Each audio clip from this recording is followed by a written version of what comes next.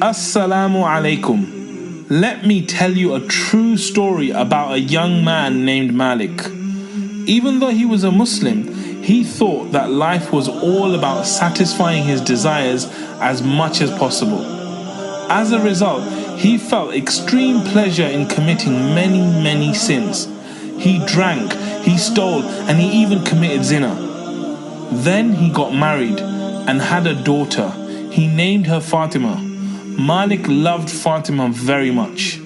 As an innocent child, she would sit in his lap, and as Malik was about to sip some wine, she would hit his hand and the glass would go flying away. But because Malik loved her so much, he would never tell her off for doing this. Then one day the unthinkable happened. Little Fatima died. Malik was completely shocked and devastated. He went into depression. He drank more than ever before. He drank and drank and drank to the point that he would be passed out day and night. One day, in a drunken state, Malik went to sleep. He had a terrifying dream. The day of judgment had begun. Lots of people had been resurrected. Then he heard a noise behind him. He turned back to see a huge snake chasing him. The snake's mouth was wide open and heading directly for him. He was terrified and tried to run away, but no matter where he went, the snake kept chasing him. Malik found an old man dressed in elegant clothes, smelling of perfume. He begged the man to save him from the snake. The old man said he was too old and too weak to help Malik against such a strong enemy. He advised him to keep running so that he might find help. So Malik carried on running wildly. He found a cliff and climbed it. Reaching the top, he saw the fire of Jahannam. He was on the pit of the hellfire. Then he heard a voice calling out loud, "Go back, for you are not one of them." Malik turned around and ran in the opposite direction. The snake kept chasing him, and again he saw the old man. Again he begged him for help, but the old man began to cry and said he was too weak to help Malik. But he advised Malik to go to a hill nearby. Malik ran to the hill. There he found lots of children with faces bright as the full moon. The snake had almost caught him. At that moment, Malik saw his daughter Fatima amongst the children. With her right hand, she pointed to the snake to go away. The snake left immediately. Then Fatima sat in Malik's lap and recited a verse of the Quran.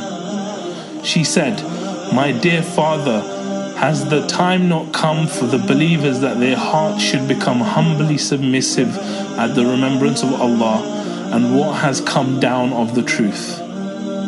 Malik was moved to tears. He asked her what the snake was. Fatima told him that it was his evil deeds, which he had made so strong that they were about to push him into Jahannam. Then Malik asked her who the old man was.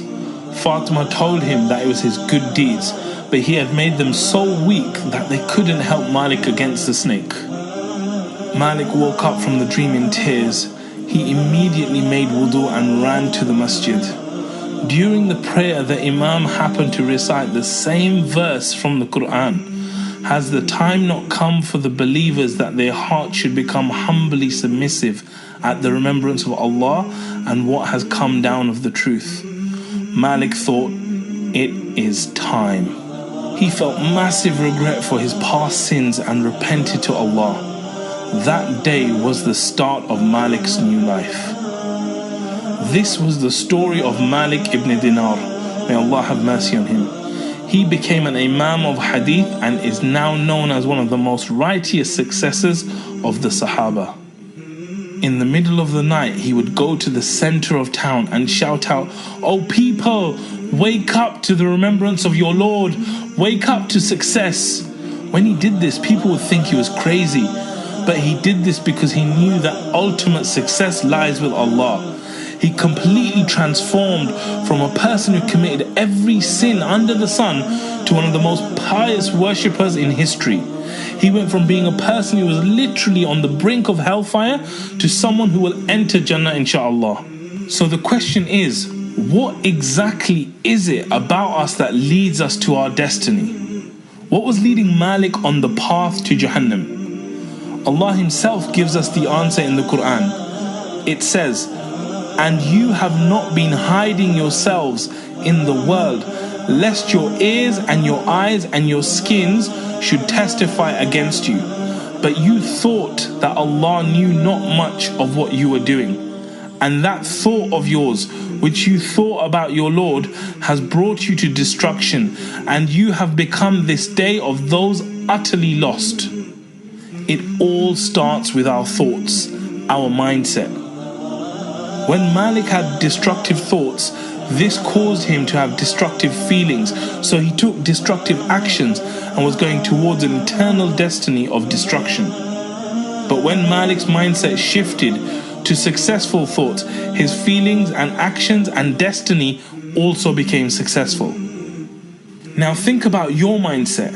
Is it empowering you and leading you to success?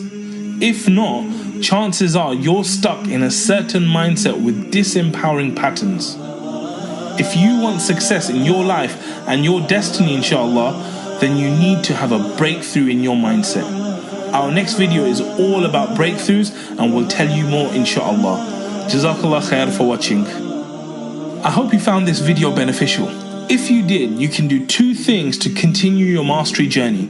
Firstly, you can subscribe to the YouTube channel by clicking here. When you subscribe, you'll get regular videos that will help you achieve breakthroughs in your life, inshallah. Secondly, you can join the online mastery group by clicking the link in the description.